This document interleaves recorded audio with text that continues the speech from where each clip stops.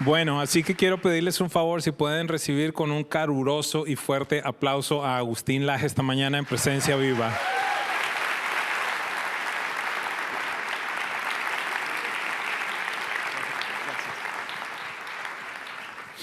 Bueno, pues vamos a tener un tiempo de conversación, vamos a tratar de conocer un poquitito más. Estamos muy felices al tenerte aquí. Igualmente. Creo que es uno de tus primeros viajes en esta gira a los Estados Unidos. ¿Cómo te has sentido en Miami? Bueno, me han tratado muy bien desde que llegué. Todavía no he tenido oportunidad de prácticamente nada más que estar en los eventos, pero todos los eventos han salido muy bien, muy bien. Qué bueno, para nosotros es muy especial. Seguramente muchas personas te han escuchado, te han visto a través del internet, de las redes sociales y bueno, hoy es un día muy especial poder compartir aquí. Así que quiero... sé que pudiera hablar un montón de tu presentación, de todas las cosas que has hecho, que has alcanzado, que has logrado, pero empecemos por quién es Agustín Laje. ¿Por qué no nos cuentas un poquitito de ti? Ya te perdonamos al ser argentino, no hay problema con eso, no, mentira, estoy bromeando. Lo que pasa es que no soy argentino de Buenos Aires, sino de Córdoba. De los buenos. Eso, por empezar, es algo bastante importante para decir, porque más de la mitad del país vive en Buenos Aires, y la mala fama que nos hemos ganado los argentinos suele ser por esa mitad del país. Yo soy de Córdoba, nací el 16 de enero de 1989. Así que haciendo cuenta rápidamente, 33 añitos. 33 años. Este es el año que te van a crucificar entonces. No, mentira. Yo, bueno, vengo de una familia trabajadora. Tuve, ya que íbamos a estar hablando sobre la familia, creo que mi familia impactó decisivamente en mí. En el colegio, yo fui a un colegio muy anticristiano, un colegio de más asumidamente comunista. Para que ustedes se den una idea, en mi colegio, en la sala de los profesores, cuando uno ingresaba, veía que había cuadros de Fidel Castro, cuadros de Ernesto Guevara. Era un ambiente muy hostil en general y yo creo que en este caso mi abuela ejerció una influencia decisiva en mí porque yo iba todos los días después del colegio a comer a su casa y ella preguntaba constantemente. No había televisor, entonces teníamos que hablar, cosa que hoy lamentablemente no se hace mucho. Y hablábamos y ella me preguntaba ¿y qué viste hoy en el colegio? Y yo le iba comentando todo lo que nos habían dicho y ella iba elaborando un plan. Iba desarmando todas esas premisas y todo ese contenido que el colegio trataba de volcar en mí, pero lo desarmaba de una forma muy astuta porque lo hacía con preguntas. Ella no me afirmaba nada, sino que ponía en cuestión las cosas que yo había, entre comillas, aprendido en el colegio, haciéndome preguntas y de esa forma me enseñó a pensar. Y un buen día me recomendó algunos libros y esos libros me cambiaron la vida. Entonces yo creo que si tuviese que contar algo de mí más allá de los títulos de la universidad, de los grados, posgrados y de los libros que escribí, lo más importante creo que para este espacio en este momento es que mi abuela generó un efecto decisivo en el resto de mi vida. Te dejó una marca permanente, es decir que yo a veces he hablado de un concepto que la voz de los padres, en este caso de los abuelos, debe ser la más fuerte, no porque sea la de mayor volumen, sino la que más impacta nuestra vida, así que creo que estamos en total acuerdo allí. Y cuéntanos, ¿a qué te dedicas? ¿Y por qué te dedicas a lo que te dedicas? Quizás ya estamos haciendo un salto bastante grande. No, pero está muy bien porque yo al terminar el colegio, para seguir el hilo justamente, pensé, bueno, tengo que elegir una carrera que me pueda dar de comer. Como te había comentado, no vengo de una familia con dinero, entonces escoger qué uno va a estudiar, aparece la gran pregunta es ¿y qué salida laboral tiene? Y yo ya había empezado a trabajar desde los 15 años programando y diseñando páginas web en el momento del boom de Internet y dije voy a estudiar ingeniería en sistemas. Mientras tanto, yo ya me había dado cuenta que me gustaba mucho escribir, que me gustaba investigar, que los asuntos politológicos, o sea, de ciencia política, me fascinaban, pero eso no me iba a dar el pan. Entonces dije, bueno, vamos a escribir algoritmos, vamos a programar computadoras. Y me metí entonces en ingeniería, 3 años. En esos 3 años escribí un primer libro sobre un tema histórico de Argentina. Estamos hablando entonces de cuántos años. Bueno, yo ahí tenía 21 años. Wow, fue en el año 2011. Sí, yo era muy chico, ese libro generó mucho impacto porque era un libro sobre el terrorismo en Argentina. Eso me valió una beca en la Universidad Nacional de Defensa de Washington para hacer contraterrorismo y fui a estudiar contraterrorismo mientras todavía estaba estudiando ingeniería en sistemas. Y ir a estudiar allí me conmovió porque ahí por primera vez yo estaba estudiando ciencia política de una manera formal, ya no como un hobby. Entonces al regresar a Argentina me di cuenta yo tengo que dejar de una buena vez el tema de la informática, si bien no me iba nada mal en la universidad y hubiese sido seguramente una buena salida laboral, pero la vocación se terminó imponiendo y además la vocación en este caso tenía un propósito, porque yo no estaba escribiendo porque sí, por amor a la letra y a la pluma y a la tinta y al papel. Yo estaba escribiendo porque tenía un mensaje y ese mensaje empecé a ver cómo ejercía efectos a su vez en muchas personas y cómo lo que yo escribía empezaba a ser muy bien recibido por mucha gente que lo tomaba como un soplo de aire fresco. Entonces empecé a meterme en distintos temas, me cambié a ciencia política, terminé también ciencia política y en ese momento publiqué otro libro más, entre el medio hubo otros libros, pero sobre temas argentinos y en el año 2016 publicó el libro negro de la nueva izquierda. Fue un libro sobre ideología de género y sobre el tema feminismo y el tema aborto y el tema LGBT, o sea, muchos temas hay metidos en ese libro. Y ese libro además generó un impacto que fue sacarme de Argentina porque era ya no un tema nacional sino internacional. Y ahí yo me di cuenta que por qué estaba haciendo lo que hacía. Y es que tenía un propósito y es que estoy evitando también un reproche de alguna manera, porque ya lo he comentado en alguna entrevista, yo no quiero que llegue un día en el que un hijo mío o un nieto mío me pregunte qué estaba haciendo yo cuando a los niños se los estaban matando en el vientre de sus madres, cuando a los niños estaban...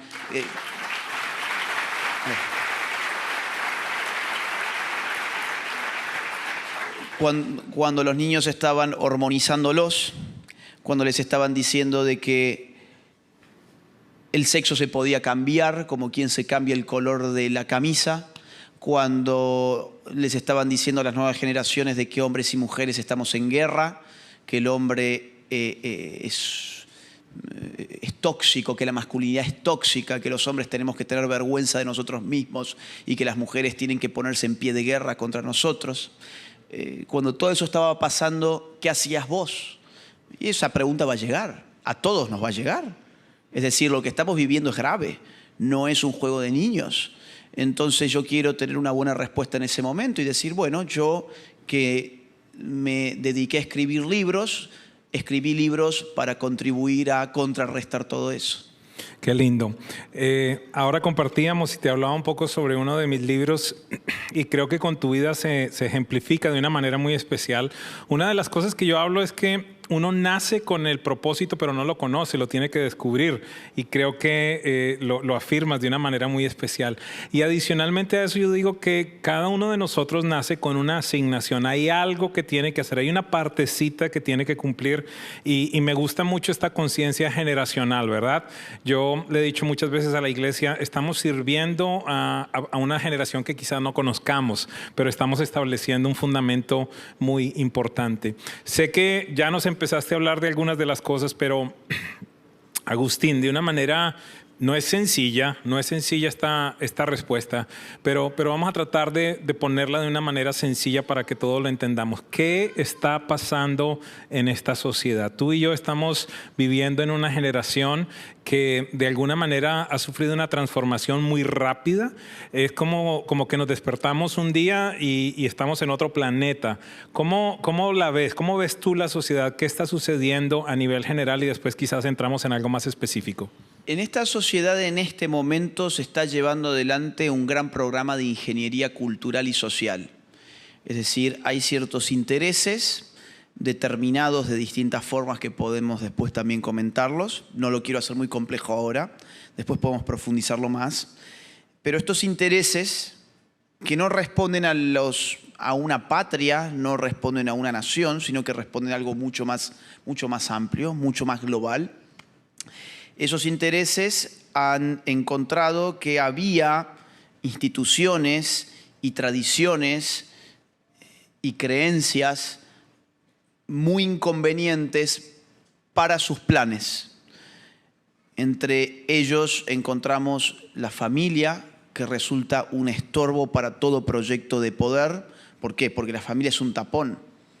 Es decir, la familia es lo que se interpone entre el individuo atomizado. ¿Qué es atomizado? Hecho átomo, hecho una partícula, una nada. Entre el individuo atomizado y el poder, por ejemplo, del Estado, o el poder de medios de comunicación, o el poder de organismos internacionales, o el poder de las grandes tecnológicas. Bueno, yo tengo ese tapón que es la familia, que me filtra, que puede filtrar, que cumple determinadas funciones. Ahora, si yo quito esa familia, ¿qué hago? Quito el filtro. Entonces ya el poder tiene una relación inmediata, o sea, sin mediación, inmediata. Entonces la familia es un estorbo para un proyecto de poder como el que hoy se está impulsando. Las iglesias generan una lealtad, en segundo término, una lealtad a un Dios. Y ese Dios a uno le demanda cosas. Y ocurre que hay un poder mundano que también a uno le demanda cosas. Entonces, al tener partida la lealtad entre un soberano celestial y un soberano terrenal, un proyecto de poder totalitario necesita apartar al soberano celestial para quedarse con el soberano terrenal. Un ejemplo para bajar esto que puede ser abstracto a un caso muy concreto, el aborto. ¿Qué hace un médico cristiano con el aborto? Tiene partida su lealtad, porque tiene que cumplir una ley terrenal, que es la de un Estado que ha legalizado el aborto, por ejemplo, en la Argentina, en mi país, pero por otro lado tiene un mandamiento que es no matarás. Entonces, ¿qué hace con una lealtad partida? Bueno, necesitamos arrodillar a esa persona frente a este Someterla. poder. Someterla. Entonces, ¿qué tenemos que hacer? Ridiculizar su fe, llamarle homofóbico, llamarle misógino, llamarle medieval, llamarle fanático, llamarle fundamentalista. Necesito ir socavando su fe, ridiculizándolo constantemente en todas las series que consuma, en todas las películas que mire, en las canciones que escuche, en todos los productos culturales que absorba. Entonces, así barro otro gran problema para una agenda totalitaria, que es la fe. No hay ningún proyecto totalitario en la historia que haya podido funcionar sin fe. Con fe. Y no hay ningún proyecto totalitario que haya podido funcionar con una familia fuerte. Ahora, en tercer lugar, hay otro punto. Voy a dar solo 3 puntos, porque si no esto podría ser eterno. 3 puntos. Ya tenemos 2, la familia y la fe. Tercer punto, la patria. Es decir, la patria también genera una serie de lealtades. No tenemos que entender por patria necesariamente al Estado. El Estado es una organización coercitiva, punto final. Ahora, la patria es algo que va mucho más allá. La patria es la concatenación de las generaciones, es la transmisión de nuestras historias, de nuestros símbolos, de la tierra que pisamos, de la sangre que nos une. Entonces, toda esa lealtad genera un problema cuando además el proyecto totalitario ya no es nacional, sino que es global, porque cada uno va a responder a un símbolo diferente, a una historia diferente, a una lealtad diferente. Entonces yo necesito, ¿qué cosa? Empezar a demonizar toda tu historia. Ahora, tus próceres eran seres que tenés que pisotear, tus monumentos los tenemos que derribar, ¿sí? Tus banderas las tenemos que cambiar, tenemos que incluso subir una nueva bandera que empieza a representar más a las personas que su bandera patria, que es, por ejemplo, una bandera multicolor, que hoy está en todas las instituciones políticas, está en todos los productos que consumimos, está hasta en las ropas, está hasta en las marcas de las casas comerciales que ingresamos. Entonces vos fíjate que todo esto va socavando esas 3 lealtades. Ok, entonces lo que nos está diciendo es que es un proceso que tal vez es mucho más grande y único, y no tan solo eventos aislados, sino que al parecer nos estás llevando hacia un mismo propósito y algo que es muy importante. Entonces, la familia hay que anularla, la fe hay que anularla, y esas fronteras nacionalistas hay que anularlas. Es muy importante. Y escuchamos mucho el tema de cultura. Hace poco hice una enseñanza que llamaba contracultura. ¿Cómo ¿Cómo defines tú la cultura? Yo te lo conversaba que de una manera muy simple yo lo definía como lo que permitimos, lo que no permitimos, lo que celebramos, lo que condenamos en un grupo social, ¿verdad? Pero yo creo que va mucho más allá. Obviamente tú has estudiado mucho más de historia, has visto las diferentes definiciones como se han ido transformando en el tiempo, pero escuchamos mucho este tema de cultura. Cuéntanos al respecto. Creo que tu definición es muy buena y ya vas a ver por qué. Vamos a ponerlo así. Agustín de Hipona tenía una frase que se hizo célebre, que decía así: cuando no me preguntan qué es el tiempo, lo sé, pero cuando me preguntan qué es el tiempo, ya no lo sé. ¿No? Esto es interesante porque revela que nosotros lidiamos con palabras que utilizamos a menudo, pero cuya definición no conocemos y que nos pondrían en un apuro cuando nos dicen ¿y qué es la cultura? Vos que has estado hablando todos los días de tu vida en los últimos 20 años sobre cultura, ¿qué es la cultura? Lo mismo podremos decir con el tiempo. El tiempo es algo que está en nuestro lenguaje permanente, digamos, todos los días. ¿Cuánto tiempo tengo para esto? ¿Cuánto tiempo me falta? ¿Cuánto tiempo va a durar esta conversación? Bueno, Agustín de Hipona revela eso. Con la cultura pasa lo mismo. Cultura es un término muy problemático porque lo usamos muchísimo, pero lo definimos muy poco. Hay, digamos así, 3 grandes definiciones de cultura. En verdad hay muchísimas, pero vamos a agruparlas todas en 3 grandes definiciones. La palabra cultura, en primer lugar, empieza a hacerse muy frecuente en el siglo XVIII. Ustedes imagínense, estamos hoy en el siglo XXI, estamos diciendo que esta palabra se hace muy frecuente en el discurso de los filósofos del siglo XVIII. Ellos toman la palabra cultura porque viene del latín colere, ¿sí? Que significa cultivar. Piensen ustedes en la palabra agricultura. ¿Qué es la agricultura? Es el esfuerzo del trabajo humano sobre la tierra para que la tierra rinda frutos. ¿Qué es entonces la cultura? Es el esfuerzo sobre el espíritu humano para desarrollar las facultades humanas. La inteligencia, el dominio de la voluntad, el desarrollo del buen gusto, los buenos modales. Todo eso los filósofos del siglo XVIII lo denominaron cultura. Esa es nuestra primera definición, ¿sí? O sea, la cultura como un esfuerzo sobre mi espíritu para desarrollar las facultades humanas. Esa definición sigue presente hasta el día de hoy. Ustedes imagínense cuando nosotros decimos, por ejemplo, Juancito es muy culto, Pedrito es muy inculto. Ahí estamos pensando como pensaban los ilustrados, que es que la cultura es algo que se desarrolla y se cultiva o que no se desarrolla y por lo tanto no se tiene. En el siglo XIX, la antropología empírica va a traernos una segunda definición muy distinta. ¿Quiénes son los antropólogos? Son esos señores muy interesados por otras sociedades que en el siglo XIX desde Europa empiezan a irse a pueblos exóticos, pueblos y tribus exóticas para estudiar cómo funciona el hombre en otros contextos. Y empiezan a encontrar que ahí se dan con otras creencias, con otros hábitos, con otras costumbres, con otros lenguajes, con otro arte, con otra arquitectura, con otra organización política, por ejemplo. Y dicen, bueno, todo esto que no depende de una herencia biológica, le vamos a llamar cultura. ¿Qué es la cultura para la antropología? Todo lo que no depende de una herencia biológica, pero que caracteriza la vida del hombre. Entonces, por ejemplo, esto sería cultura. Digo, este pedazo, esta silla, este sillón, sería cultura, por ejemplo, para un antropólogo, ¿sí? Ahora, vamos a tener esa definición de cultura, todavía la utilizamos, evidentemente. La utilizamos todos los días. Y en tercer lugar, hay otra definición de cultura que es muy utilizada hasta hoy, que es la definición estética. ¿Qué es la cultura? Bueno, es el fruto de la expresividad humana, del sentido estético del ser humano. Por ejemplo, una obra de arte, ¿no? Un cuadro.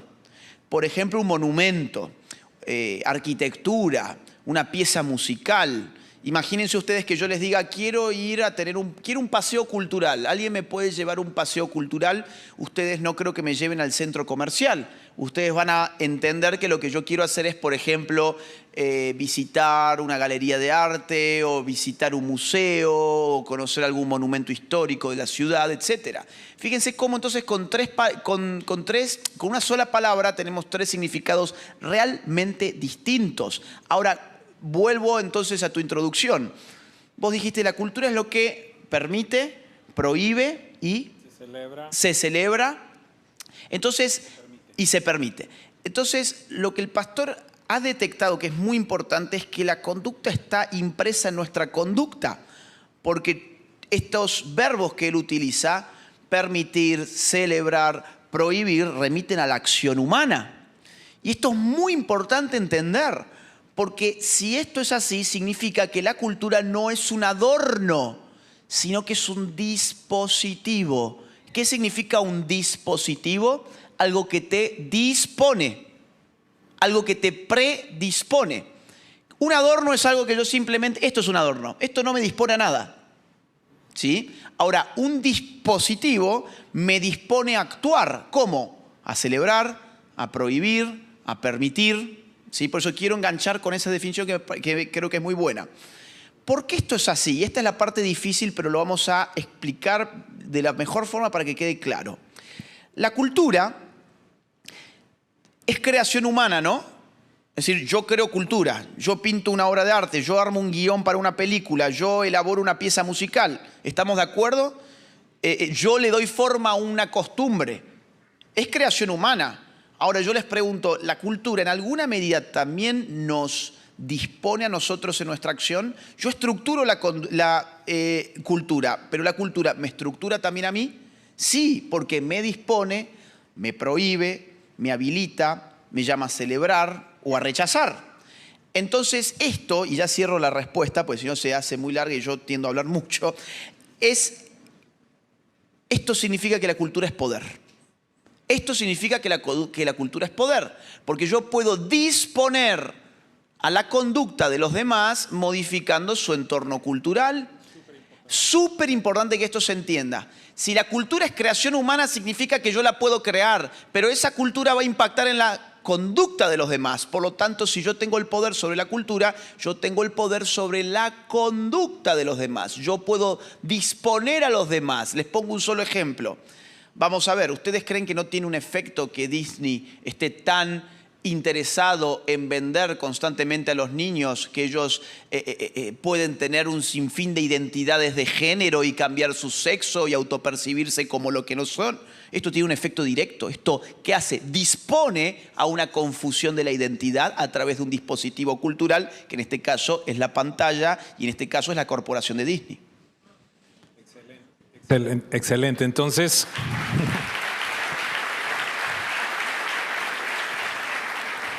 gracias. Entonces me obligas a hacerte una pregunta. Si todo este movimiento para generar cultura es algo que predispone a la gente, que de alguna manera hace que la gente responda, ¿qué relación tiene, por ejemplo, entonces los medios de comunicación, la educación en este proceso de una nueva cultura, inclusive las leyes? ¿Crees que tiene alguna relación en este proceso de esta nueva cultura a la cual estamos enfrentando? Enorme. Miren, los sociólogos, hablamos de los antropólogos, ¿no? Es decir, yo me dedico a las ciencias sociales, con lo cual van a escuchar algunas palabras que quizás no las tienen muy claras, pero voy a hacer el esfuerzo para ir explicando cada una de ellas. Los sociólogos son los científicos sociales que estudian la sociedad, de la misma forma que el antropólogo, del cual hablábamos recién, estudia al hombre, ¿sí? Entonces, la sociedad, los sociólogos en el siglo XIX y a principios del XX traen un concepto que es el de socialización. Socialización es el concepto que utilizan los sociólogos para describir el aprendizaje social. Claro, nosotros llegamos a este mundo sin saber conducirnos en la sociedad, pero ocurre que somos animales sociales. ¿Ustedes conocen algún hombre que no sea social? Es decir, yo conozco a Tarzán, que vive con monos, conozco a Robinson Crusoe, que se perdió y está en una isla desierta. Conozco mitos, conozco historias, cuentos. El hombre real, estos que somos nosotros, vivimos en una sociedad. Y nuestro primer grupo social se llama familia. Y la penitencia más grande que un hombre puede vivir en una cárcel precisamente es eso, el aislamiento. Exactamente. El gran asunto de la cárcel es el aislamiento social. Por eso se habla de resocialización. Vamos ahí teniendo algunos conceptos que son importantes para entender esto. La sociología va a hablar de grupos sociales primarios, que son los que socializan al ser humano. El primero, obviamente, es la familia, que es donde el individuo encuentra que hay un otro. ¿Sí? Hay un otro, mi papá, mi mamá. Además que hay un otro que tiene roles sociales distintos y que esos roles sociales distintos están además vinculados con su sexo. Eso es, por ejemplo, voy dando pistas de por qué cuando hablamos de que no pasa nada con que tengas papá y papá o mamá y mamá. No, sí que pasa porque hay un aprendizaje social en base a la diferencia de roles anudado a una diferencia biológica. Pero no me voy a meter ahí porque si no, insisto, nos iríamos mucho por las ramas. La familia entonces es un grupo que le enseña al individuo a que no está solo en el mundo y a que tiene que aprender a comportarse de cierta forma para poder vivir armónicamente con otros. Ahí se aprende la autoridad, ahí se aprende la jerarquía, ahí se aprende el respeto, ahí se aprende, miren la base de todo esto que se llama lenguaje, donde aprendes a hablar con tus padres. Muy bien. Ahora aparece un segundo grupo de socialización que es la escuela, que es donde los padres en determinado momento mandan a sus hijos para que sus hijos aprendan de mano de otra autoridad que ya no es parental, sino que es estatal. Aunque el colegio sea privado, ese colegio tiene que tener la aprobación del Estado, por lo tanto siempre el Estado va a estar presente. Muy bien. Los únicos que se salvan de esto son los que hacen homeschooling, ¿sí? Entonces el hijo va a ser socializado ya en un segundo nivel por la escuela, pero al mismo tiempo va a aparecer otro dispositivo de socialización que van a ser los medios de comunicación, con los cuales los niños van a pasar gran parte del día también. Y si nosotros empezamos a sacar cuentas, ustedes fíjense que cuánto tiempo pasa un chico en la escuela. No sé, será entre 6 y 10 horas dependiendo del colegio. Más o menos entre 6 y 10 horas. ¿Cuántas horas se ve televisión? ¿Cuántas horas los niños ven televisión? Bueno, en este país está alrededor de un promedio de 3 horas por día. ¿Sí? 3 horas por día. Entonces sigan sumando. Y yo pregunto, ¿cuánto tiempo hablan los niños con sus padres a partir de, no sé, más o menos los 8 años? ¿Cuánto tiempo están con los padres? ¿Cuánto tiempo están con la familia? Con lo cual, el rol de los medios de comunicación, el rol de la escuela y el rol de las leyes que rige a los medios de comunicación y que rige a las escuelas y que rige la composición familiar y la libertad religiosa, por otra parte, son determinantes. Voy a poner un ejemplo bien concreto de cómo un medio de comunicación puede destruir, o como le dicen hoy, deconstruir el modelo familiar. Bien, miren, a continuación les voy a dar títulos, y si ustedes quieren lo pueden buscar para chequearlos por internet, en Google. Son títulos de los más importantes medios de comunicación de los últimos años, ¿sí? Se casó con un delfín. Hay una persona que se casó con un delfín. Se casó con una estación de tren. Se casó con un árbol. Se casó con su perro. Se casó consigo mismo. Se casó con una muñeca inflable. Se casó con un holograma. Se casó con su laptop. Se casó con un robot. Búsquenlo, es decir, no son esas páginas de chimentos, son de los mejores, entre comillas, medios de comunicación. Entonces, cuando uno ve esto, uno no se da cuenta de que ese dispositivo mediático está modificando tu entorno discursivo, ¿sí? Y esto preste mucha atención. Tu entorno discursivo se está modificando, porque ahora el casamiento, lo que te están diciendo atrás de eso que uno lo mueve la risa, es que en verdad el casamiento y por lo tanto la familia puede ser de cualquier cosa. Ya ni siquiera hombre, hombre, mujer, mujer, sino lo que venga. ¿Por qué motivo? Y acá está la explicación y ahí sí ya pongo punto final a esta respuesta. ¿Por qué? Miren, vamos a ver. Esto es un vaso, ¿sí? Yo tengo una palabra que apunta a un objeto. Entre este objeto y mi voz media un significante, diría un lingüista. O sea, una palabra. Una palabra me describe esto de tal forma que si yo le digo al pastor, ¿puede usted pasarme el vaso? Él va a entender que este objeto equivale al sonido vaso. ¿Bien? Ahora imagínense que yo además le digo a este micrófono vaso. Esto es un vaso. El sillón es un vaso. Las flores se llaman vaso también, ¿ok? La pantalla se llama vaso y sus sillas se llaman vaso. Y yo le digo al pastor, ¿me puede pasar usted el vaso? ¿El qué va a pasarme? Nada, no va a saber de qué le voy a estar hablando. ¿Por qué? Porque he ensanchado tanto el significado de una misma palabra que esa palabra perdió su significado. Esto es una estrategia. Es decir, que ahora volvamos a lo de los medios.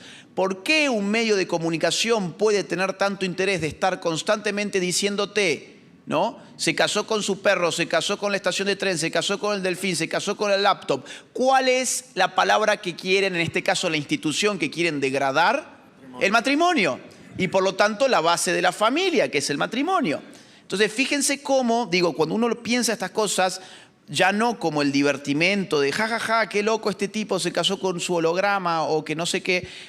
No. Lo que hay ahí atrás es algo que se llama psicopolítica, que es ir modificando, ¿no?, nuestras estructuras, en este caso discursivas, para cambiar a la postre la realidad.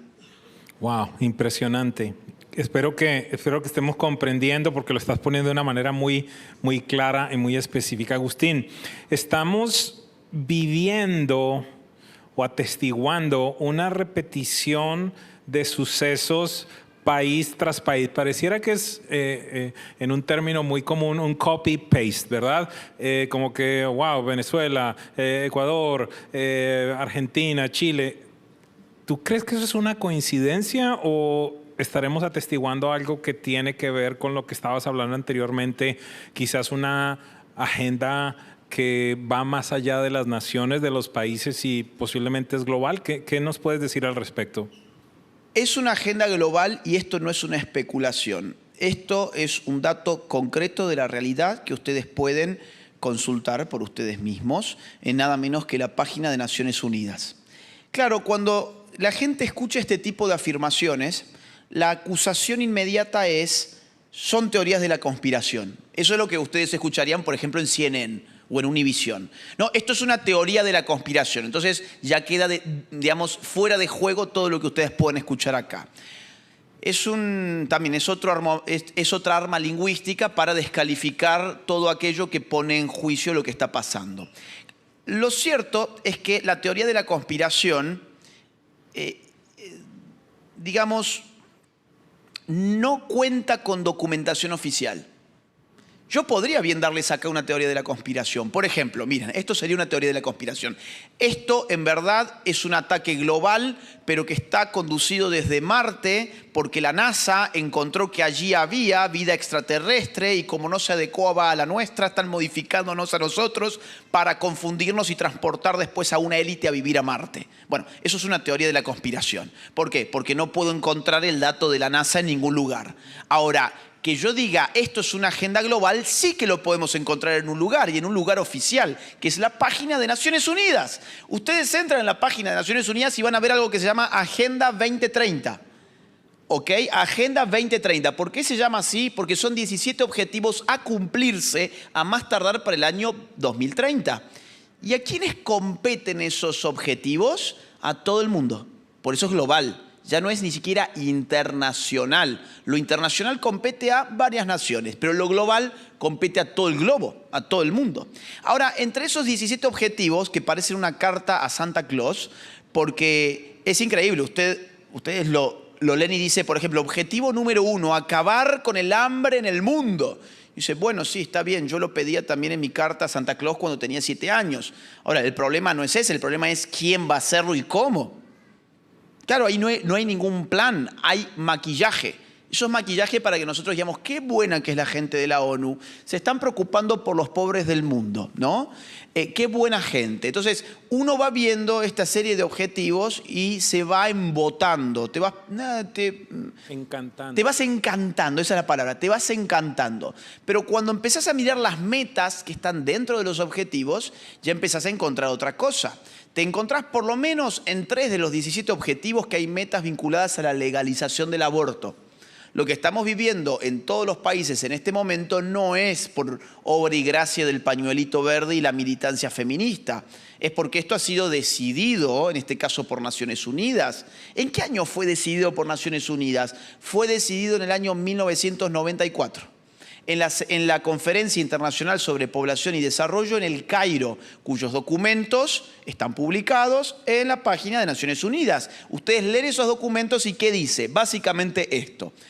Hay sobrepoblación en el mundo, hay índices de natalidad que tenemos urgentemente que recortar y para eso necesitamos cumplir una serie de medidas, entre las cuales está la legalización del aborto en todos los países del mundo, a más tardar para el año 2015. Claro, esto fue del año 1994. Llegó el año 2015, el aborto no se legalizó en todos los países del mundo y por lo tanto en el 2017 vuelven a la carga con esa Agenda 2030.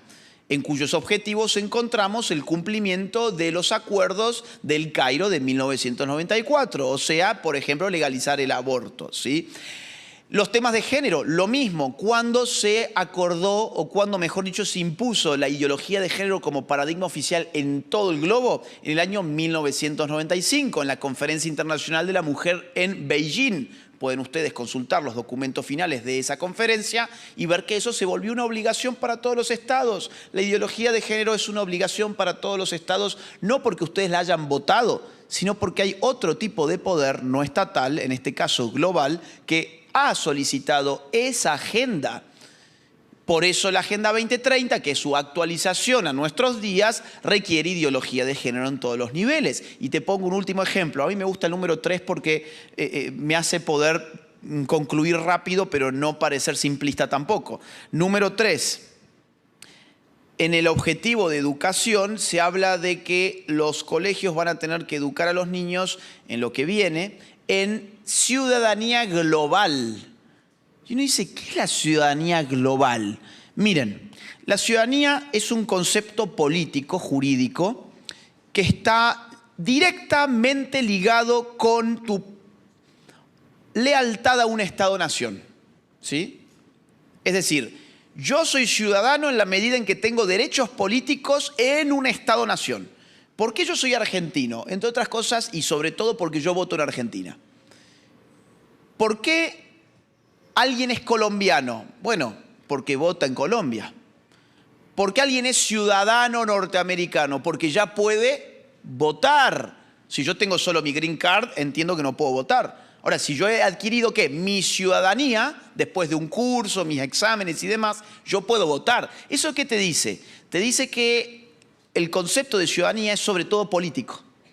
Ahora, ¿existe la ciudadanía global? Bueno, para existir la ciudadanía global tendría que existir una autoridad política global. Tendría que existir un Estado global, que es precisamente lo que se está generando ahora y anticipándose a esa demanda, es que están pensando ya desde Agenda 2030 en educar a los niños para no ser fieles a su patria, sino a una supuesta ciudadanía global. Entonces, claro que esto es una agenda global y no es una casualidad que esté surgiendo todos estos temas al mismo tiempo en todos los países. Wow, muy bien.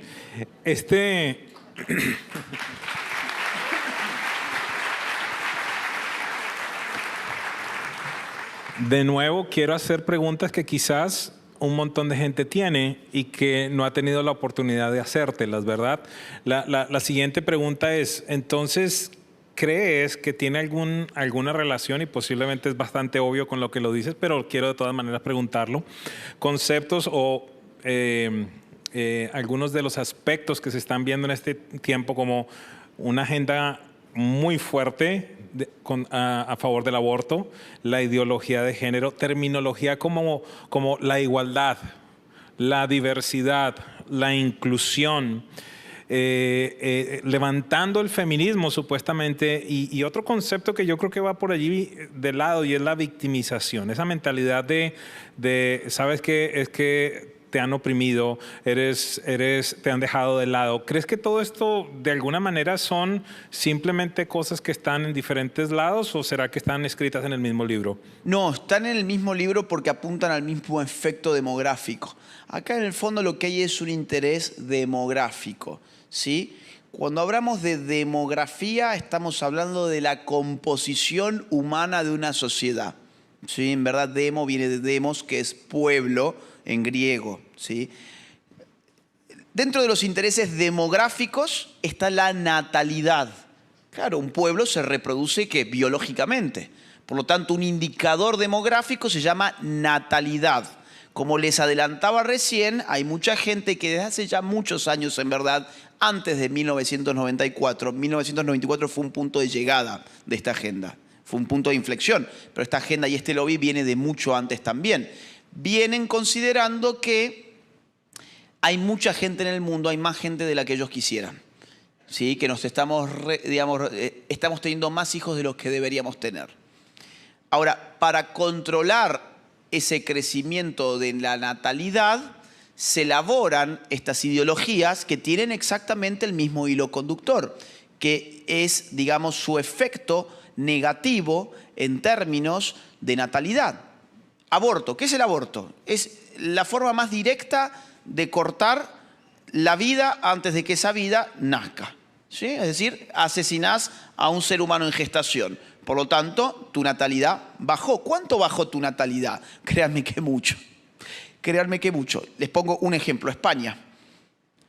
En España, antes de legalizarse el aborto, se producían alrededor de 15.000 abortos por año. Después de legalizado el aborto, los últimos datos han sido de arriba de 100.000. ¿Y cuántos niños nacen por año en España? 400.000.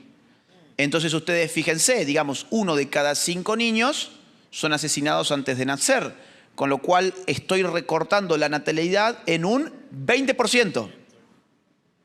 O sea, fíjense que el impacto es significativo, muy significativo. Y eso aplíquenlo en todos los países donde se va legalizando. Ahora, métodos más indirectos que el aborto. Agustín, sí. Perdón, déjame hacerte una pregunta porque escuché algo que dijiste que es muy interesante. Nos diste el ejemplo del vaso, ¿verdad? De cómo si le empiezo a dar otros nombres, entonces van a cambiar los conceptos y de nuevo va a predisponer a la gente para que responda de una manera particular. ¿Por qué? O mejor, entonces, ¿cómo se relaciona eso con el tema del derecho de la mujer sobre su cuerpo, el aborto?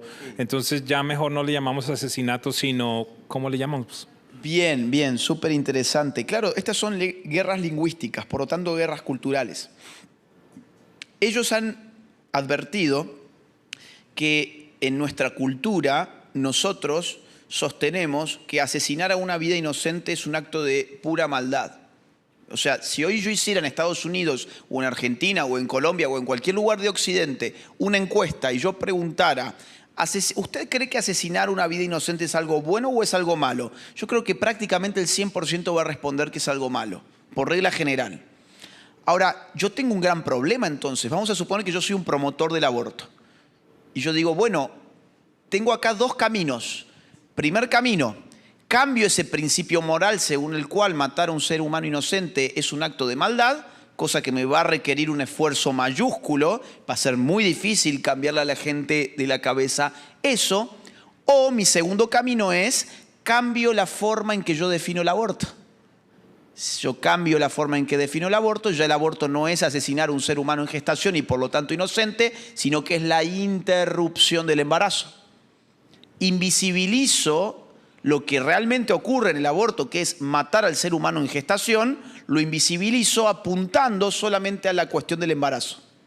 Entonces, ¿qué es el aborto? Es la interrupción del embarazo. Es la interrupción voluntaria del embarazo.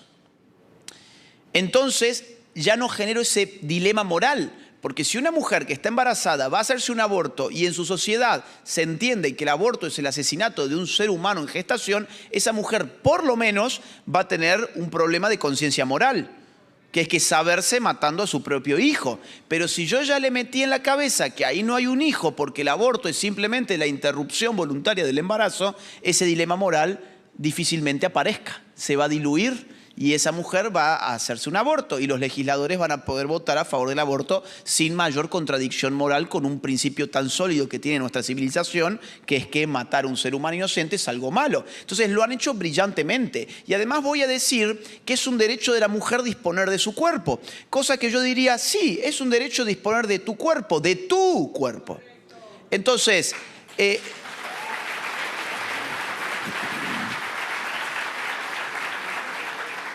entonces, fíjense que, digamos, hay trampas lingüísticas por doquier, porque, digamos, vamos a ponerlo así.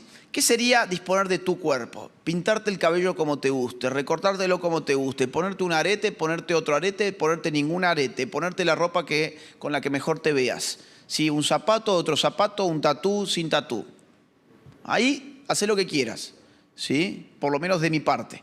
Ahora, cuando estamos hablando de una mujer embarazada, estamos hablando de una mujer que ya tiene un hijo. Es decir, yo no voy a decidir si esa mujer va a ser o no va a ser madre. Esa mujer ya es madre. Es madre. Ya es madre. Entonces,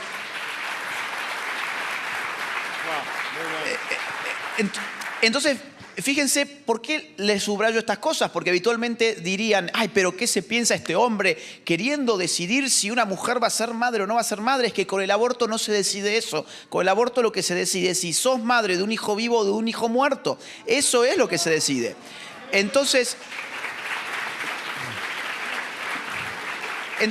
quiero poner solo un dato que es muy importante. Digamos, ni siquiera es un tema de religión, ni siquiera es un tema de fe. Es decir, con la ciencia más moderna uno llega a esta misma conclusión. La genética más moderna ya ha encontrado en qué momento aparece el ser humano, ya como ser humano independiente de papá y mamá, y ese momento es el de la gestación. Ese es el momento de la fecundación. En el momento de la fecundación, miren, así, muy, muy corto. Tenemos dos células, el gameto femenino y el gameto masculino. Cada una tiene 23 cromosomas. Hay un proceso que se llama singamia, en el cual los núcleos de estas células se fusionan y eso generan un nuevo individuo de la especie humana que normalmente tiene 46 cromosomas, cuyos cromosomas ya tienen todo el código genético de lo que ese humano no va a ser, ya es. Ya está contenido el color de su piel, de sus ojos, su cabello, su estatura máxima, todo está ahí. Su sexo ya existe, ya no como potencia, sino como acto, ya está ahí, solo que se está desarrollando. Con lo cual ya se sabe cuál es el inicio de la vida. Entonces, decir que eso es parte de la mujer es una mentira y es una burrada absoluta. Eso no es parte de la mujer, eso está en todo caso desarrollándose dentro de la mujer. ¿Y qué te pueden decir? Bueno, pero entonces significa que no es autónomo. A ver, genómicamente sí es autónomo porque es diferente, ¿ok? O sea, su genética no es la misma que la de la mujer ni la del padre, ¿ok? Ahora, el tema de la autonomía es un gran problema. ¿Qué es autonomía? Que yo mismo me doy mi norma, ¿sí? Que yo me puedo conducir solo por la vida. Es un gran problema porque mi humanidad no está definida por mi autonomía. Si así fuese, una persona lisiada sería menos humano que yo. Si así fuese, un niño recién nacido es tan poco autónomo como un niño que todavía no ha nacido, porque no puede valerse por sí mismo. La humanidad no se define por tu grado de autonomía. La humanidad se define, en el caso genético, por tu genética, y en un caso metafísico, por la calidad ontológica de tu ser. Con lo cual, digamos, esto ya no merece discusión. El problema es que ellos no quieren debatir, ellos quieren imponer. Porque lo que necesitan es que uno se crea que ahí atrás del aborto hay filantropía, estamos ayudando a la mujer. Y eso es completamente mentira. Wow.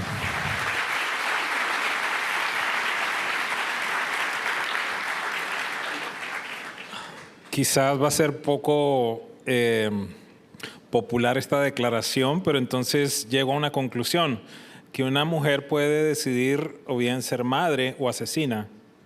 Sí. A ver, esto es así. Yo sé que son temas muy delicados, pero un aborto es un asesinato, sin lugar a dudas, sin lugar a dudas.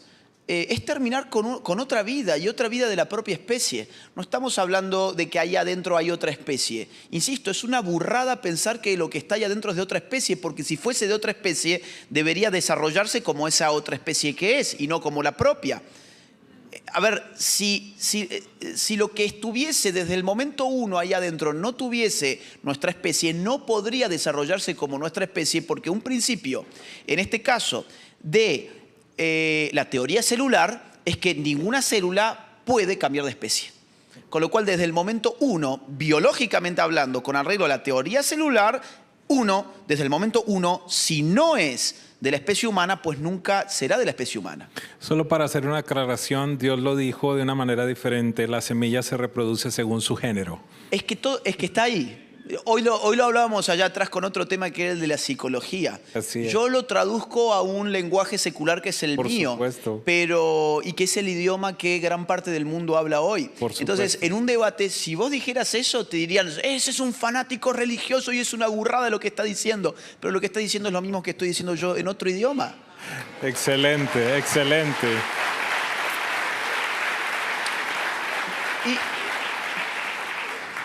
Perdón, han quedado algunas palabritas ahí que yo no pude responder y creo que valen la pena. Creo que valen la pena. Miren, vamos a ver. Habíamos dicho igualdad. Hoy la gente está desesperada por la igualdad. ¿Saben cuál es el problema con la igualdad?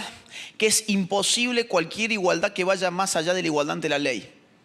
¿Qué es la igualdad ante la ley? Es que nuestra autoridad política nos trate a todos iguales independientemente de nuestros atributos particulares. Por ejemplo, que la misma ley recaiga sobre mí, siendo hombre, que sobre ella, siendo mujer. Sobre mí, siendo bajito, que sobre él, siendo alto. Sobre una persona de cierta edad o de otra edad, ¿sí? Entonces, que la misma ley, para ver justicia, esto es lo que se llama como la misma vara. La generalidad de la ley, ¿no? Aplicar la misma vara a las personas, porque si no, la justicia ya no tiene esa venda, sino que está espiando y está tomando partido, ¿sí? Ahora, eso se llama igualdad ante la ley, ¿bien? El resto de las igualdades es muy difícil conseguir, porque para conseguirlas yo necesito una autoridad igualadora. Y ya va a haber una gran desigualdad, que es entre los que igualan y los que son igualados. Vamos a suponer que nosotros queremos acá decir, vamos a tener igualdad económica. Queremos acá todos tener el mismo dinero. Somos esta comunidad X y vamos a tener el mismo dinero. Ahora, yo voy a ser el igualador. Yo les voy a sacar a cada uno de ustedes todo su dinero, lo voy a poner aquí para que todos ustedes lo vean y vamos a hacer además un proceso limpio, porque además yo podría hacerlo allá atrás y decirles que había otro dinero del que realmente había, que es lo que los políticos suelen hacer. Pero vamos a suponer que yo soy un buen político y una buena persona, que creo serlo, sin embargo, y vamos a poner acá todo el dinero y vamos a empezar a repartirlo, ¿sí? Y realmente durante un par de minutos, mientras todos nos quedemos acá, vamos a ser iguales. Pero en el momento uno en el que salgamos, pasamos a ser desiguales. Antes de que salgan, porque algunos deciden diezmar y otros no. Exacto.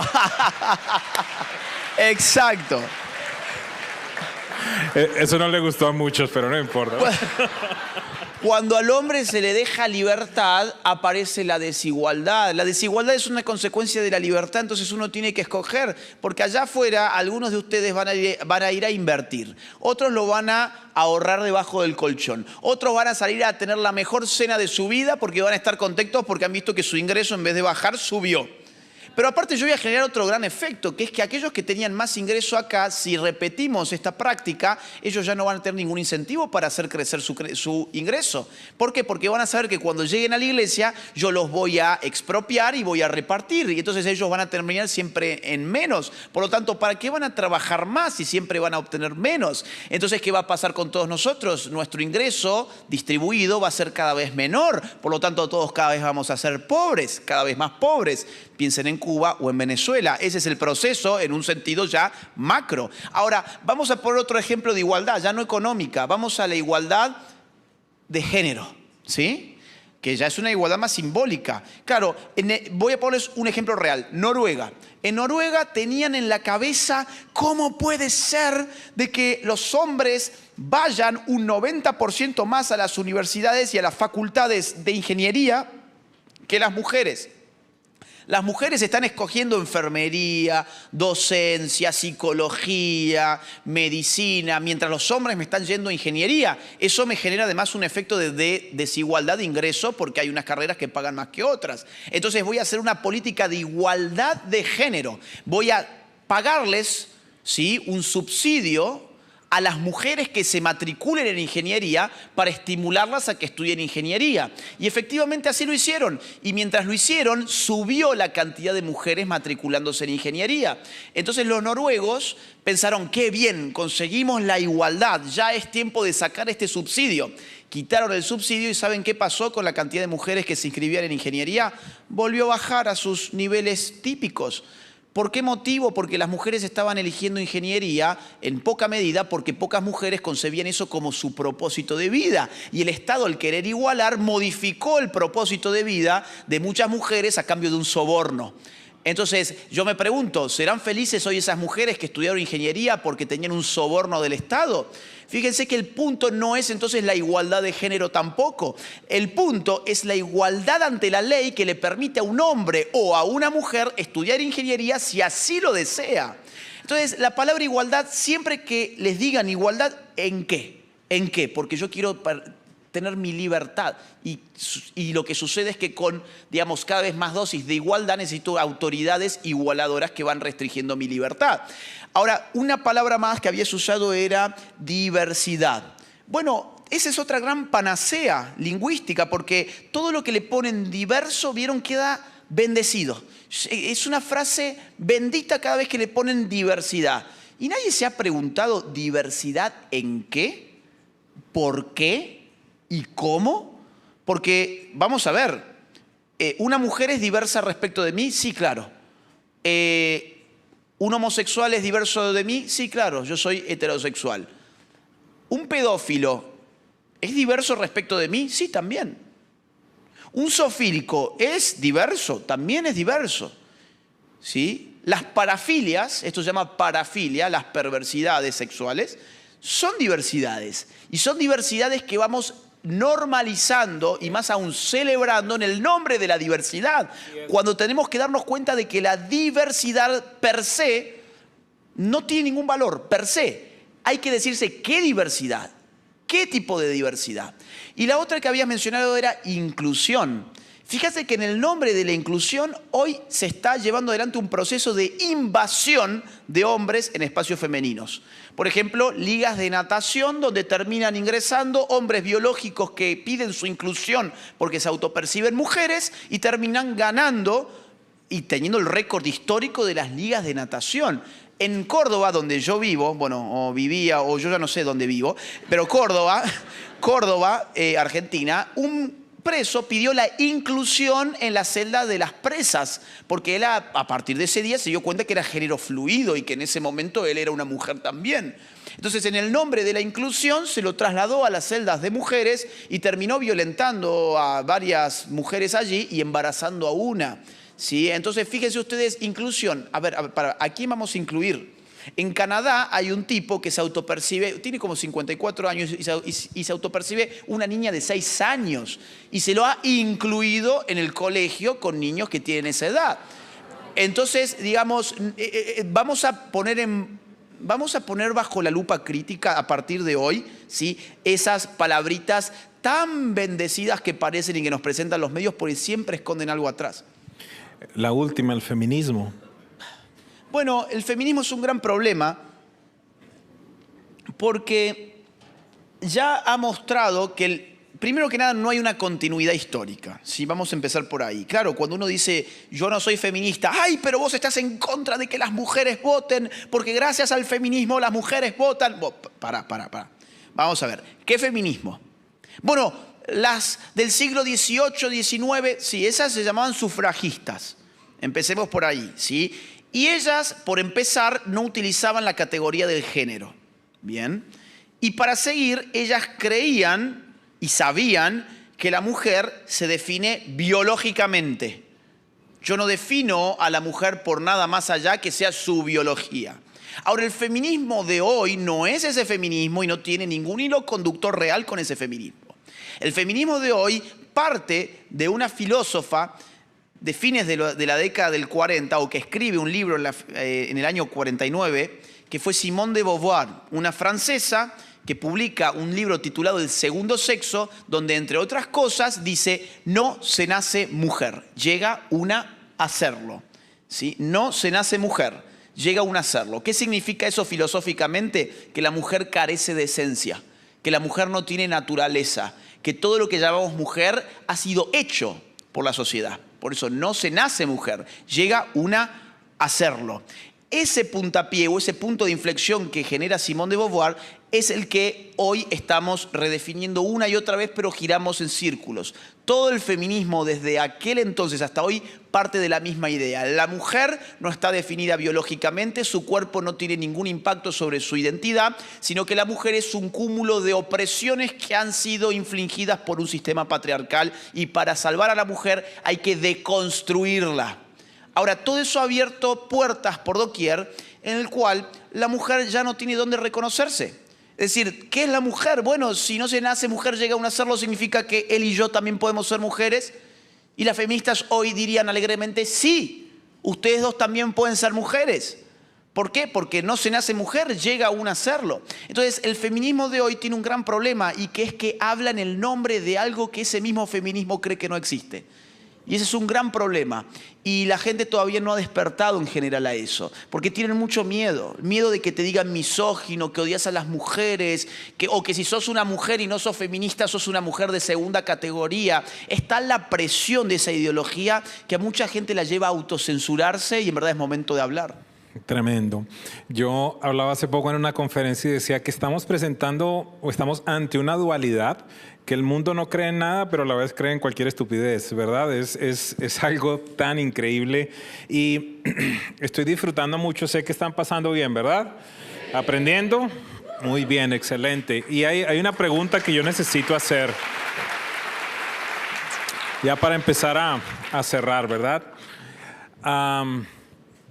Yo considero que this is a fatherless generation, una generación en la cual hay una ausencia muy grande de padre. Pero me da la sensación que hay una figura que se está levantando, una figura paterna, ¿verdad?, a nivel general, para reemplazar, para sustituir, y allí tratamos de cerrar en todo este proceso de la familia.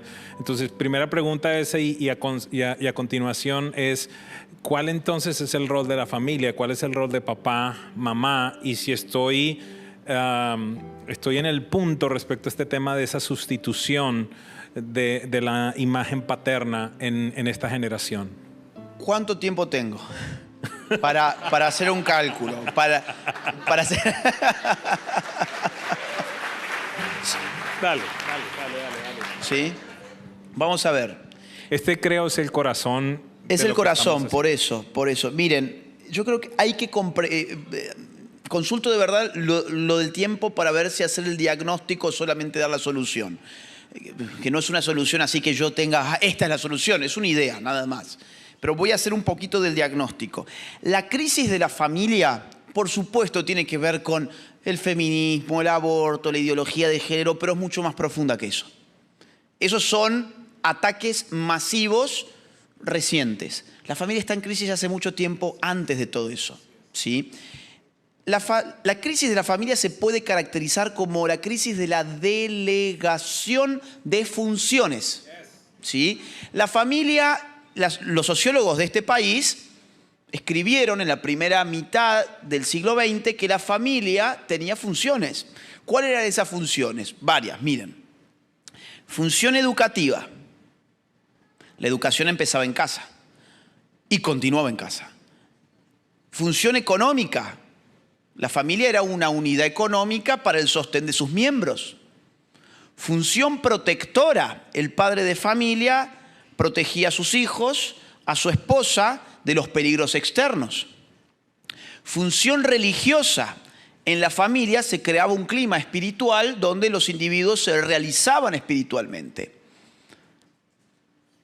y función afectiva, que es que en la familia se estructura una serie de relaciones que, digamos, dan forma psicológica al individuo. Claro, ustedes han visto típico documental de el asesino en serie que después se encuentra que fue porque en la familia era disfuncional, el padre borracho, la madre lo golpeaba, y entonces ahí encontramos la razón. ¿Por qué? Porque encontramos que estructuramos nuestra psicología desde muy pequeños en la familia. Hacia mediados de la década del 50, en este país, la sociología dominante de ese momento, que fue la de Chicago, con un sociólogo muy famoso de ese momento, se llamaba Parsons, él va a venir a dar otro tipo de diagnóstico, va a decir, sí, estas son las funciones, pero estamos viendo cómo se están desplazando desde la familia hacia instituciones especializadas. La educación se está yendo completamente a las escuelas, ¿sí? La religión está desapareciendo de la familia. La protección totalmente cedida al Estado.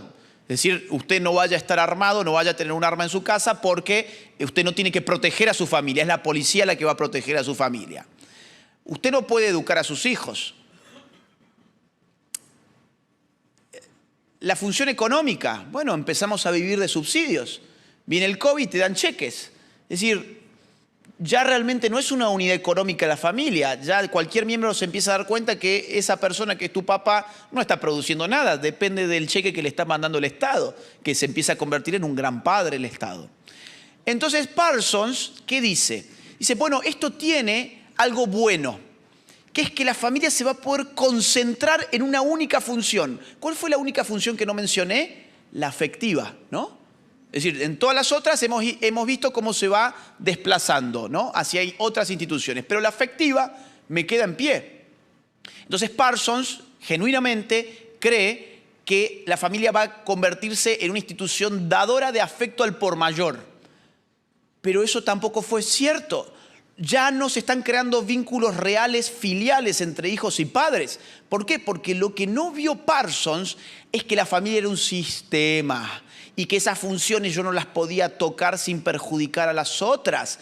No había una autonomía entre las funciones, estaban todas concatenadas. El tipo de afecto filial dependía de que mi papá me educara, de que en mi familia hubiese un clima espiritual, de que yo respetara a mi padre que trae el pan a su casa, de que además yo vea en mi papá y en mi mamá una protección. Pero cuando yo ya no tengo nada de eso, yo ya no tengo un padre, tengo un amigo. Y hay una gran diferencia entre un padre y esos adultos mayores que hacen las veces de amigos porque no les ha quedado nada en las manos y lo único que pueden hacer es jugar al videojuego con el hijo. Ya no los pueden educar, entonces ¿qué hacen? Se ponen un ropaje de adolescentes y juegan un videojuego. No digo que no haya que hacerlo, pero digo, es tal el nivel de entrega, o sea, se han despojado de todo. Entonces, cuando uno conoce esto, y por eso quería hacer el diagnóstico, se da cuenta uno de que tiene que recuperar esas funciones. Que para que tu hijo, en el caso de los padres, realmente pueda crear con vos un vínculo filial, vos necesitas ser para él una fuente de inspiración por tu protección, por tu educación, ¿sí? Por el clima espiritual que se genera en tu hogar. Entonces, ¿qué hacer? Y ahí voy al punto. Miren, yo recomiendo para los temas sobre todo que hemos hablado hoy, vamos a recortarlo a eso, vacunen a los hijos. Y no me estoy refiriendo al COVID. Vamos a usar la metáfora. ¿Qué es una vacuna? La introyección de un virus desactivado. ¿Para qué? Para que el virus desactivado genere anticuerpos. Así funcionan las vacunas, tradicionalmente por lo menos. Ahora, ¿qué significa esto de vacunar a tu hijo? Ustedes mismos siéntenlos, no cuando tengan 20 años, cuando tengan 7, 8, 9, 10 años, o menos quizás, y métanle el virus ustedes. No esperen a que se lo meta Planned Parenthood, Miley Cyrus, Disney. Ustedes díganle, miren, lo que está pasando en este momento es esto, esto, esto y esto.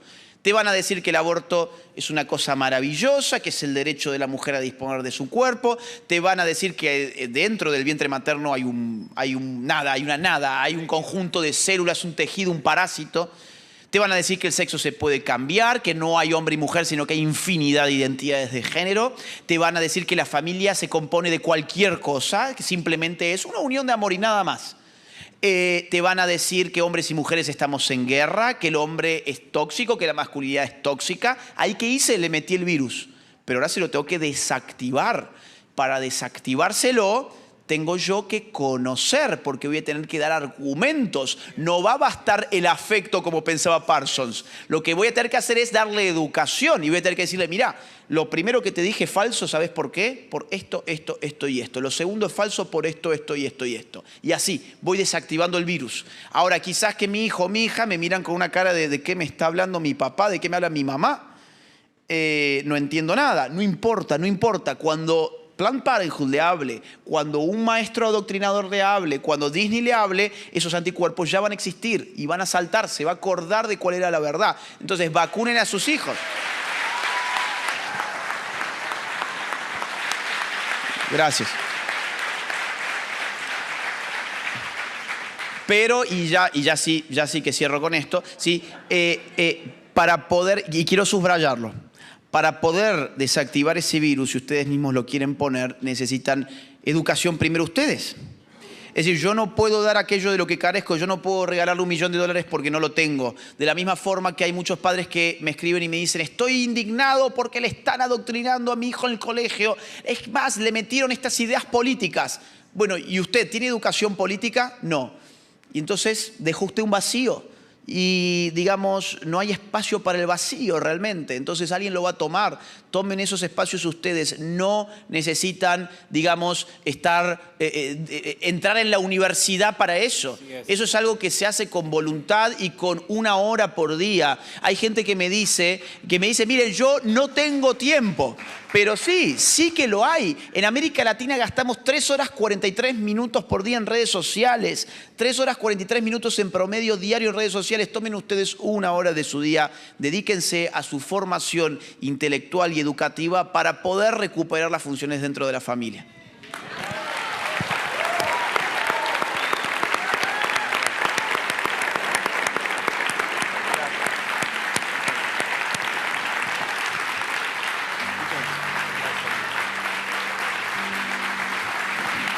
Gracias. Muchas gracias.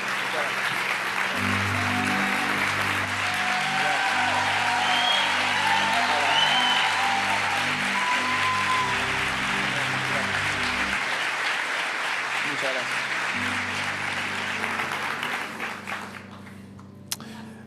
Hay esperanza.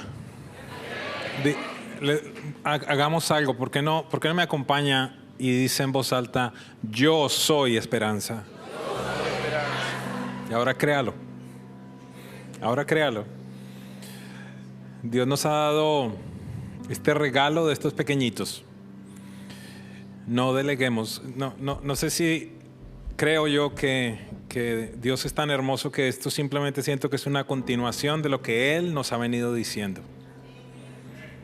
Tenemos las herramientas. Tenemos todo verdaderamente para no delegar. Mi última pregunta era esta. Sé que me da risa, hace poquito me decías que algunos vienen y me dicen pastor y tú, no, yo no soy pastor. Y sé que tu trasfondo no es un trasfondo religioso, pudiéramos llamarlo, pero se nota claramente tus principios. Pero la pregunta entonces para ti es esta, desde tu punto de vista, que lo valoro mucho y es muy interesante. ¿Cuál entonces es la función de la iglesia? No. La función de la iglesia es darse cuenta de que al impactar vidas tiene una responsabilidad que no solamente es espiritual, sino que también es cívica y también es política, porque la política también impacta la vida de las personas. Miren, nos han envuelto en una gran mentira que yo le llamo laicismo. El Estado laico es una cosa y el laicismo es otra cosa. El Estado laico es cuando el Estado dice, en mi sociedad hay pluralidad de credos, hay muchos credos, yo no voy a tomar partido por ninguno. Ustedes crean y armen sus templos y yo me pongo al margen. Ahora, lo que hoy estamos viviendo no son estados laicos, es laicismo, porque lo que te dicen ahora es, usted cree en Dios, usted tiene una fe, usted no puede hablar de temas políticos, usted no tiene derecho a formar opinión política, usted no tiene que opinar sobre temas públicos. Entonces nosotros hemos creído esa mentira y nos hemos metido dentro de los templos y hemos simplemente llevado adelante una vida apolítica. Y después los políticos en sus campañas vienen y tocan las puertas de los templos y vienen a pedir votos.